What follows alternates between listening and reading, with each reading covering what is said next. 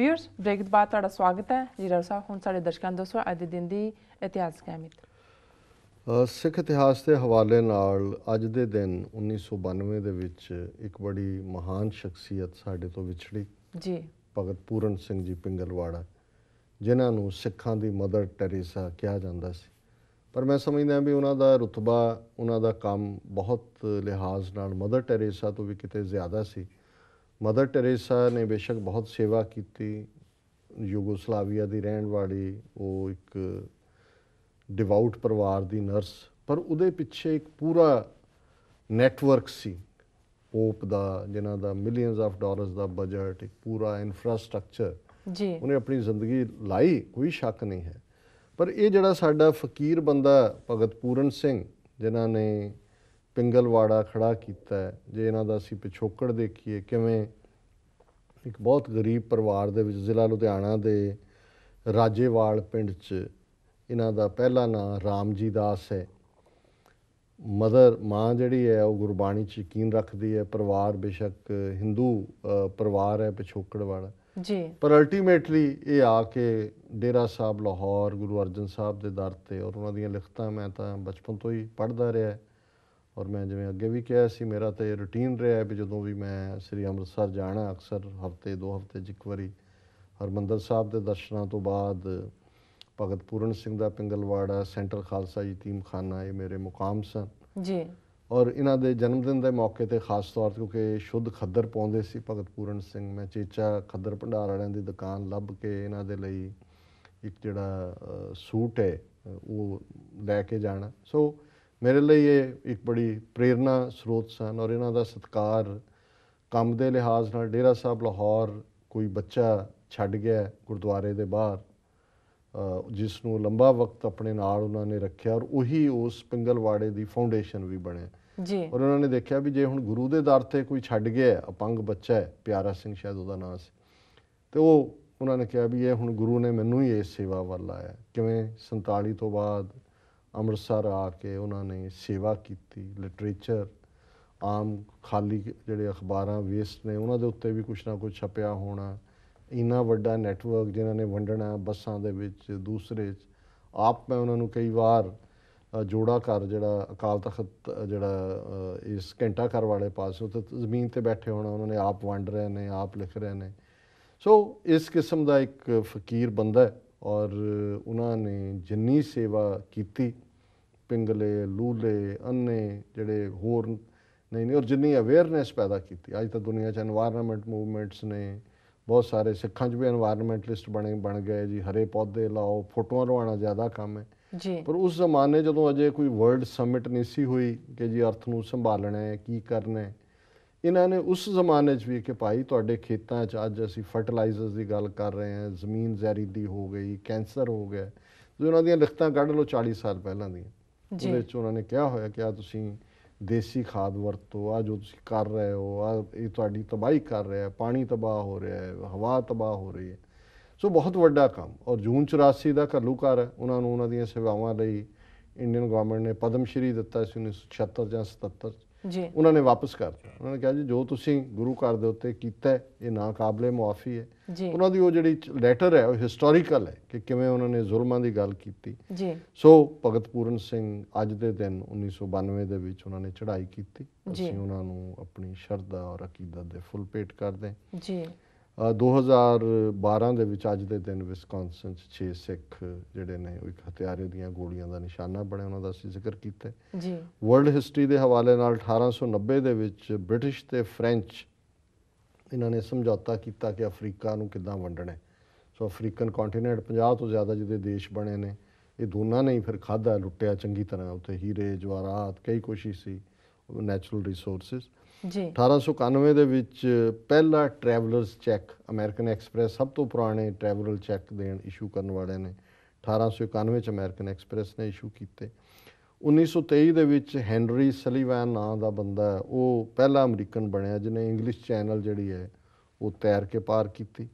1945 ਦੇ ਵਿੱਚ ਅੱਜ ਦੇ ਦਿਨ ਹੀਰੋਸ਼ੀਮਾ ਦੇ ਉੱਤੇ ਅਮਰੀਕਾ ਨੇ ਐਟਮ ਬੰਬ ਸੁੱਟਿਆ, ਔਰ ਜਿਹੜਾ ਉਸ ਜਹਾਜ਼ ਦਾ ਪਾਇਲਟ ਸੀ ਉਹਦੀ 2-3 ਦਿਨ ਪਹਿਲਾਂ ਹੀ ਮੌਤ ਹੋਈ ਹੈ। 2-3 ਦਿਨ, ਸ਼ਾਇਦ 4-5 ਦਿਨ ਹੋ ਗਏ ਜੀ। 92 ਸਾਲ ਦਾ ਹੋ ਕੇ ਉਹ ਮਰਿਆ।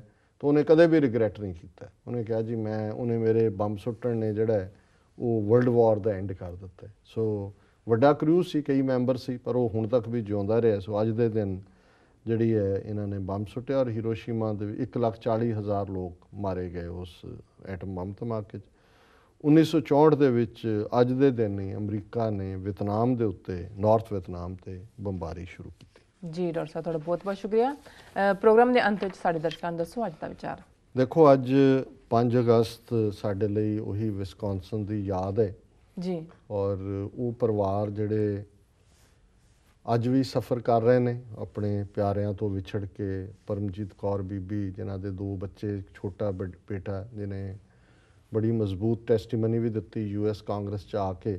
ਜੀ, ਬੀਬੀ ਜਿਹੜੀ ਕਿ ਰੋਜ਼ਾਨਾ ਗੁਰਦੁਆਰਾ ਸਾਹਿਬ ਮੱਥਾ ਟੇਕ ਕੇ ਫਿਰ ਆਪਣੇ ਜੌਬ 'ਤੇ ਜਾਂਦੀ ਸੀ, ਪਰ ਉਹ ਮੁੜ ਕੇ ਜਿਹੜੀ ਹੈ ਉੱਥੇ ਹੀ ਗੁਰੂ ਦੇ ਚਰਨਾਂ 'ਚ ਹੀ ਉਹਨਾਂ ਦੀ ਸ਼ਹੀਦੀ ਹੋਈ। ਜੀ, ਸੋ ਅਸੀਂ ਉਹਨਾਂ ਨੂੰ ਹੀ ਸਮਰਪਿਤ ਅੱਜ ਦਾ ਵਿਚਾਰ ਚੁਣਿਆ, ਗੁਰਬਾਣੀ ਦਾ, ਬਾਬਾ ਫਰੀਦ ਜੀ ਦਾ ਇਹ ਸ਼ਲੋਕ। ਫਰੀਦਾ ਦਰਿਆਵੈ ਕੰਨੈ ਬਗਲਾ, ਬੈਠਾ ਕੇਲ ਕਰੇ, ਕੇਲ ਕਰੇਂਦੇ ਹੰਝ ਨੂੰ ਅਚਿੰਤੇ ਬਾਜ ਪਏ, ਬਾਜ ਪਏ ਤਿਸ ਰੱਬ ਦੇ ਕੇਲਾਂ ਵਿਸਰੀਆਂ, ਜੋ ਮਨ ਚਿੱਤ ਨ ਚੇਤੇ ਸਨ, ਸੇ ਗਾਲੀ ਰੱਬ ਕੀਆਂ। ਜੀ, ਹੁਣ ਬਾਬਾ ਫਰੀਦ ਪਾਕਪਟਨ ਦੇ ਰਹਿਣ ਵਾਲੇ ਉਸ ਦਰਿਆ ਦੇ ਕੰਢੇ ਤੁਰੇ ਜਾਂਦੇ ਹੋਣਗੇ ਤੇ ਉਹਨਾਂ ਨੇ ਦੇਖਿਆ ਫਰੀਦਾ ਦਰਿਆਵੇ ਕੰਨੇ ਬਗਲਾ, ਬੈਠਾ ਕੀਲ ਕਰੇ।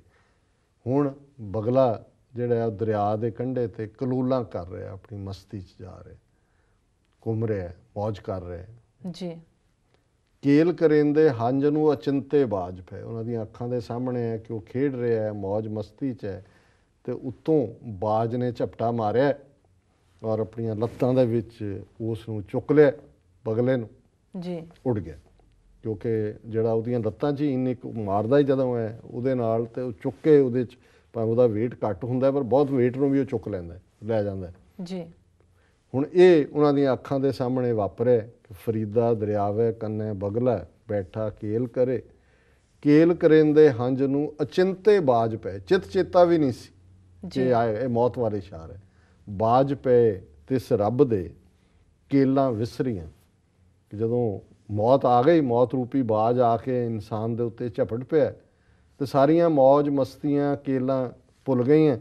ਜੋ ਮਨ ਚਿੱਤ ਨਾ ਚੇਤੇ ਸਨ, ਸੇ ਗਾਲੀ ਰੱਬ ਕੀਆਂ, ਕਿ ਰੱਬ ਨੇ ਉਹ ਗੱਲਾਂ ਕਰ ਦਿੱਤੀਆਂ ਜੋ ਚਿੱਤ ਚੇਤੇ ਵੀ ਨਹੀਂ ਸੀ ਕਿ ਇਹ ਵਾਪਰ ਸਕਦਾ।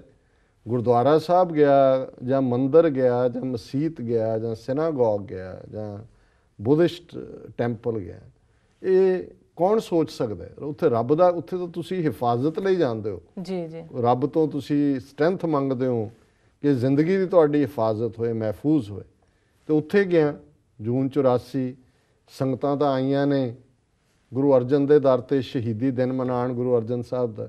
ਤੇ ਜੇ ਉੱਥੇ ਟੈਂਕ, ਤੋਪਾਂ, ਗੋਲੇ ਆ ਜਾਣ ਤੇ ਫਿਰ ਕੇਲ ਕਰੇਂਦੇ ਹੰਝ ਨੂੰ ਅਚਿੰਤੇ ਬਾਜ ਪਏ। ਇਹ ਜਿਹੜੀ ਮੌਤ ਹੈ ਕਿੱਥੋਂ ਆ ਗਈ?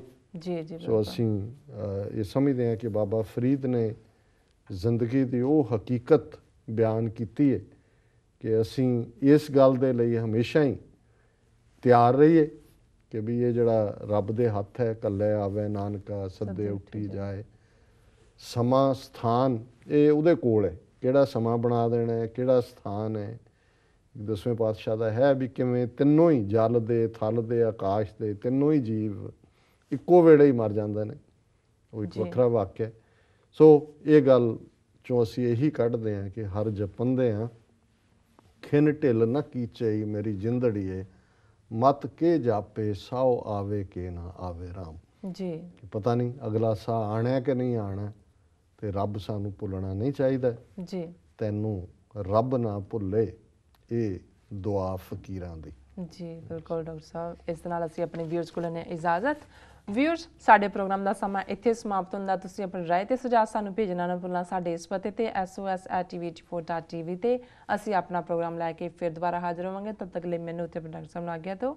ਵਾਹਿਗੁਰੂ ਜੀ ਕਾ ਖਾਲਸਾ, ਵਾਹਿਗੁਰੂ ਜੀ ਕੀ ਫਤਿਹ। ਵਾਹਿਗੁਰੂ ਜੀ ਕੀ ਫਤਿਹ।